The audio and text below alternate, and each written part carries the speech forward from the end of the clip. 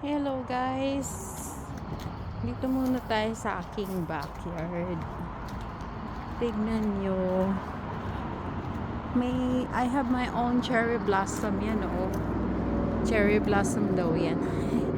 Pero madumi, makalat siya, so kailangan palisan. Walisan pala, hindi palisan, kapampangan ng palisan.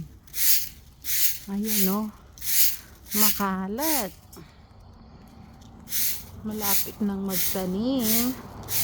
Tatanim tayo ng gulay. So eto yan o, madumi, madaming kalat. Kailangan walisin. Kung hindi wawalisin ito, nako, didikit sa semento. Dami. Ayan, no? Oh, daming ano. Ayan. Malamig pa, pero okay lang. Parang ano, aircon na malamig sa gabi. Ang temperature. So, ayan, walis-walis pag may time. Ito ang aking backyard. Marami ng lumot. Ayan, kailangan na sigurong nito buhusan ng para matanggal yung lumot. Mahirap mag-maintain ng backyard kahit na semento na, mahirap pa rin. Ayan, linis pag may time. Ayan na. So ayan, panoorin lang ako habang naglilinis. Ayan po. Ayan.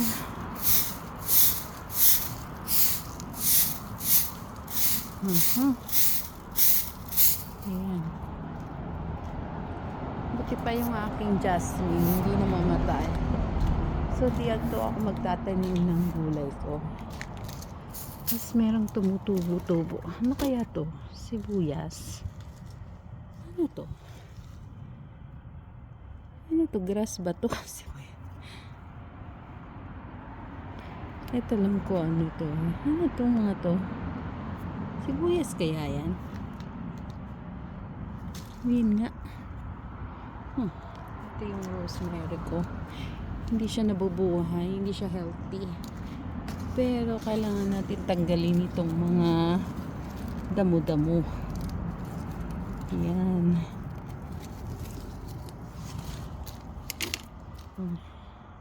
Itong aking roses. Oh. Yeah, malapit na. Tanim ako ng gulay dito.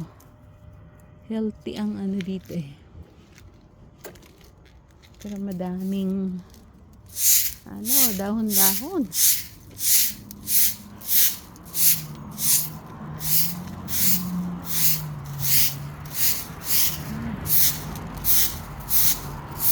Samahan niyo ko. Yan o.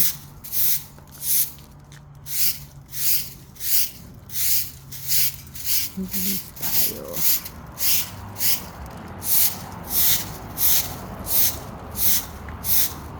Ayan. Salukin na lang natin. Lagay natin doon para maging fertilizer.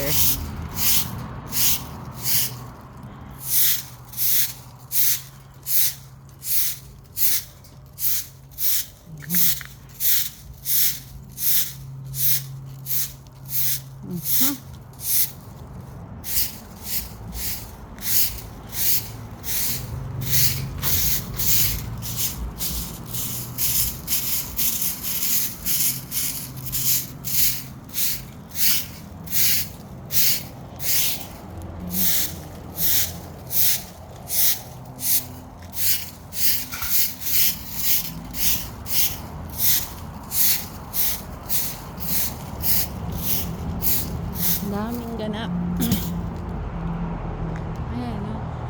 blossom daw yan eh. Huh, yung likod ko. Kapag vitamin D nga. Ito oh, merong green onion. Last year pa yan. So, anahin ko. Para habang tayo.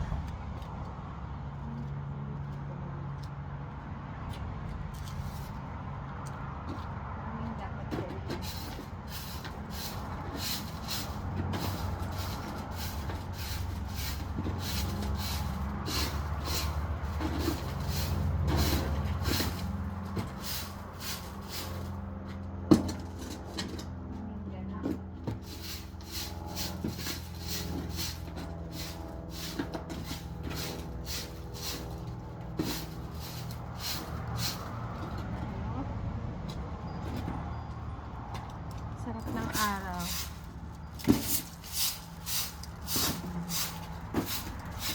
Sarap ng araw. Vitamin D.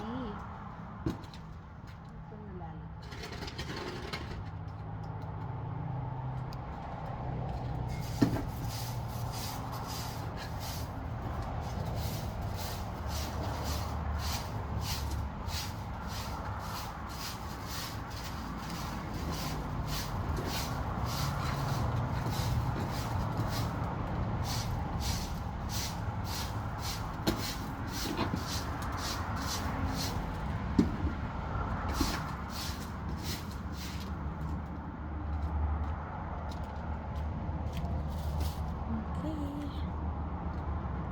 Po. There's so much leaves.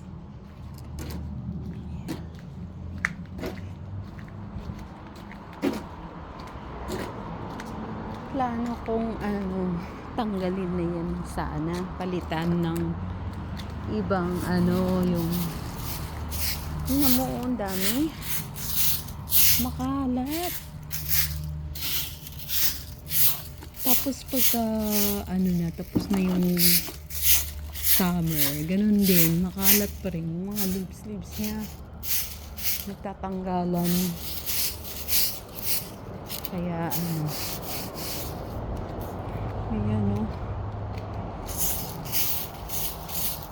hindi man namin ginagamit yung backyard. Hindi kami lumalabas. Kahit summer, hindi kami lumalabas. Madalang lang. Yung pag naglilinis-linis ako dito. Tapos ayan maraming kalat.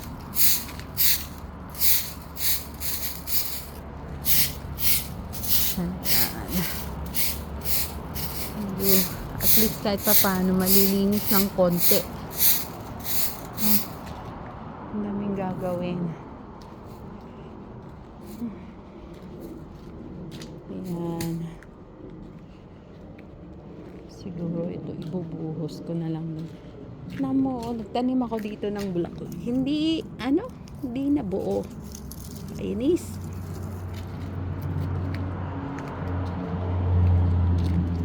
Dito na lang ako magtatanim.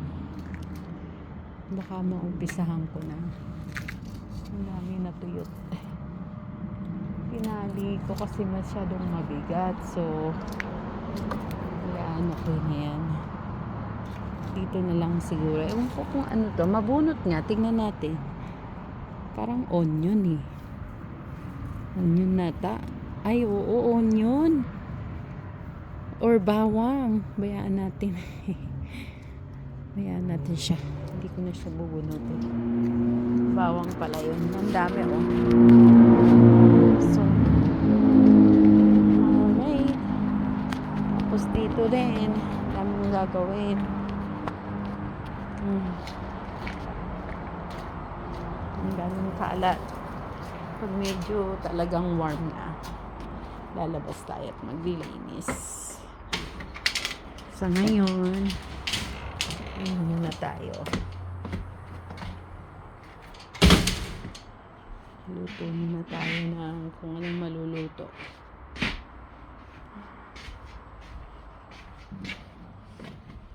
Ang init dito. Dilim ng bahay.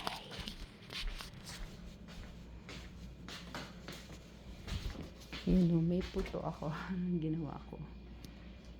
So, meron pang sinigang dito. Sabaw na lang. Wala nang laman. So,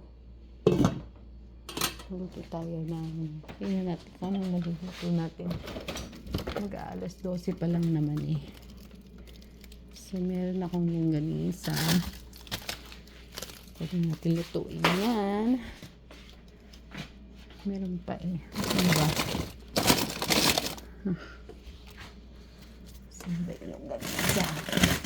Siguro lumpia. Pirito ng lumpia or something. May lumpia. May ganisa. So, magpiprito tayo. Patayin natin yung heater.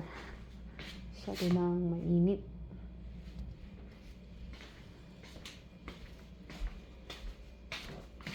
Ito natin.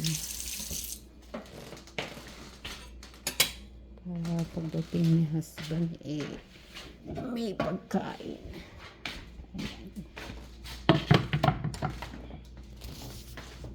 Ayan.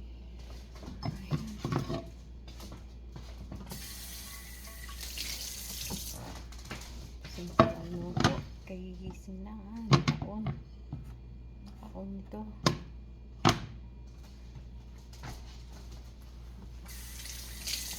Ito yung ginawa ko lang ganito.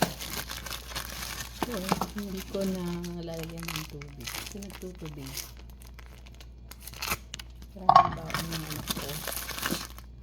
Ayan. Ayan.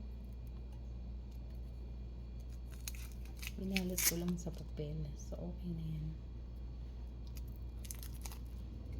Ganisa.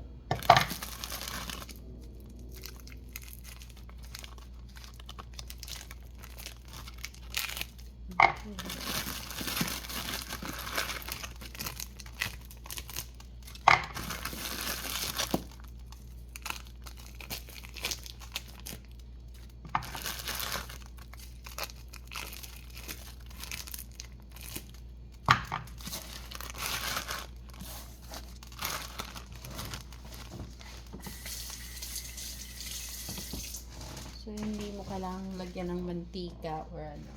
Magtutubig na siya. So, mix lang natin.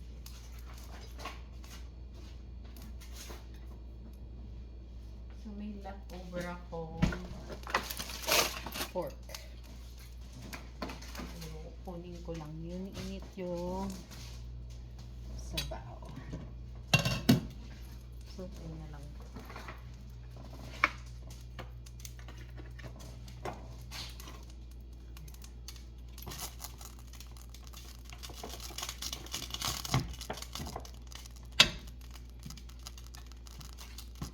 Sarap yung sabaw, guys.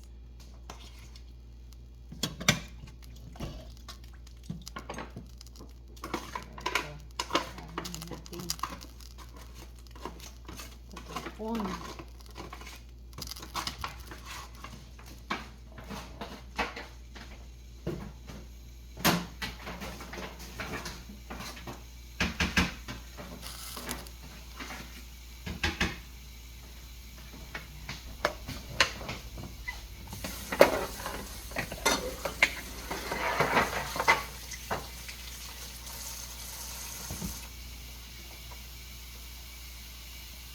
Okay.